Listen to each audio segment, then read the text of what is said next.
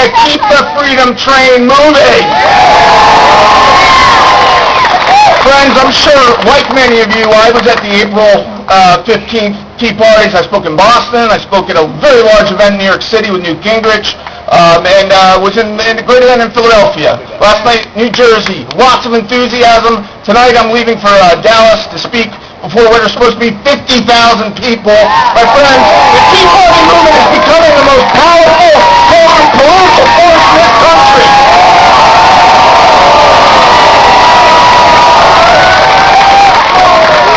This administration, which is built with very intelligent people, very capable people, is also filled with very arrogant people. They are an administration that thinks they're in the driver's seat right now. They have not confronted this movement yet. We need to keep it going.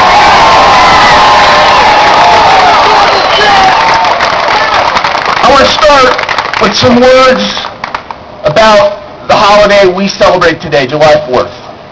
And when we celebrate July 4th, of course, we immediately come to the signing of the Declaration. And I think it becomes increasingly difficult, unfortunately, for many Americans to draw back on the historical lessons that need to be at the forefront of our understanding of current public policy. When you look at the Declaration of Independence and you read what was signed by the 50-plus signatories in Philadelphia on that day, there seem to me to be two lessons that we can draw and that we should keep in mind as we go forward from here.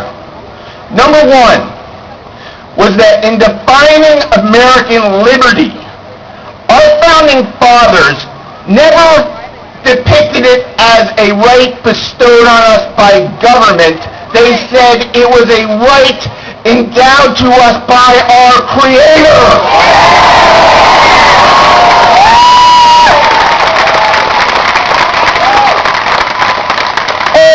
Of the founding documents of this great country of ours cite the God-granted freedoms that we enjoy in this nation. Now, why is that important?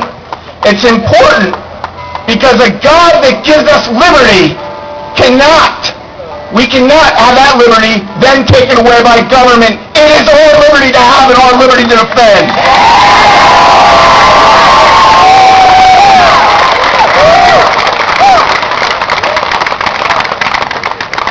And let me say this about the Tea Party movement. What's impressive and what's important, and what I think the major media is trying to undermine, this is a legitimate movement of the people. We are here as Republicans, as Democrats, as Libertarians, as Conservatives, as anything, but we are united as Americans defending freedom.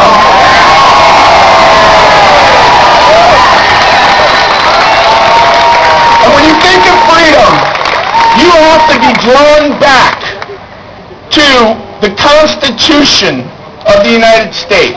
And I think, there's plenty of room in this country for legitimate debate over energy policy, over health policy, over tax policy, and I think all of us together share the same vision that this government has become too large and too intrusive, but most importantly, it is operating in ways that are not consistent and compatible with the Constitution of the nation. 535 members of Congress sit up here. How many of them could tell us what the 10th Amendment says? How many of them ponder even the constitutional ramifications of the legislation that they introduce and that they sponsor and that they vote on without even reading? And that's the frustration that is bringing, literally today, 1,300 Tea Parties, probably in excess of 1 million Americans together to say this government has become distant from the people. It needs to rebuild that bridge.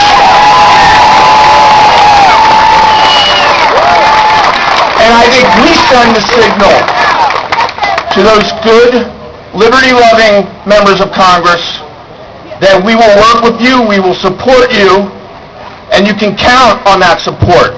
But we also send the opposite message to those members of Congress to those legislators, to those government bureaucrats and officials, and to this administration, when you undermine American liberty, you can count on our opposition. We will oppose you, and we will remove you.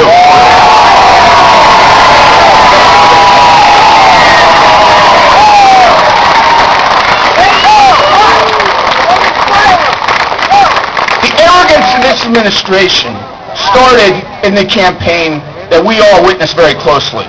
And I think like I said, there's legitimate room in this nation for debate. Our concern is the administration here has sold the American people a book of lies. It has won over American people on a book of lies. And when you look at why the popularity of this president is beginning to erode, it's because the American people are good people, the American people are decent people, the American people are beginning to see through this mirage.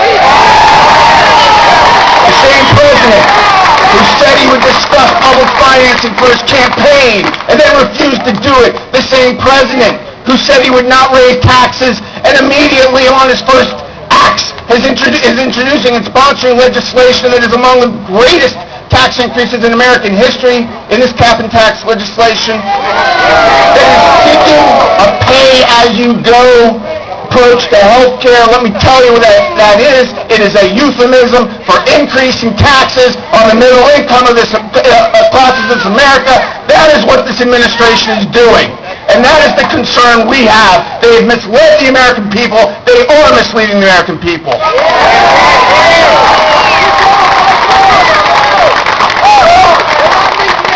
Now, I said that the Declaration, when you read the Declaration, that there were really two lessons that we have to draw from it. I mentioned that the first is that our liberty is a liberty granted us by God. It is a connectivity between this great nation and God that can never be separated. If it is separated, it erodes and possibly demolishes the liberty we enjoy. So that's why I think when you look at liberty-loving Americans, you often find they're also God-believing Americans, because those two things go hand in hand. Now, the second lesson of the Declaration was that our founders didn't just, like Somali rebellions, pick up arms and revolt. They were very clear in specifying to King George III the problems, the motivations, the egregious offenses that were committed upon the colonies that warranted their opposition. So here today, drawing on that inspiration, drawing on that lesson, we lay out our opposition to this government and to this administration. We spell it out because they deserve to hear it, and we need to say it. Number one, this government has become too big. It has relied on Washington for too many things. It is acting in ways that are not consistent with the 10th Amendment of the Constitution and with the fundamental liberties. It is doing things that are not empowered to it by the Constitution of the United States. That needs to end. Not just action in unconstitutional ways. The checks and balances that our democracy rests on are being eroded. How so? We have an administration that apparently doesn't consider the Constitution as it supports legislation. We have a Congress controlled by people with similar ideology that have a seeming distaste or a lack of concern for the ramifications of it. And now we even have courts that are dismissing suits that are brought because of a lack of standing. The question is, and the issue is, like our founding fathers, and like the challenges of liberty through the years, we need to bring back to this nation the accountability afforded us as Americans from our government under the Constitution. That's offense number one.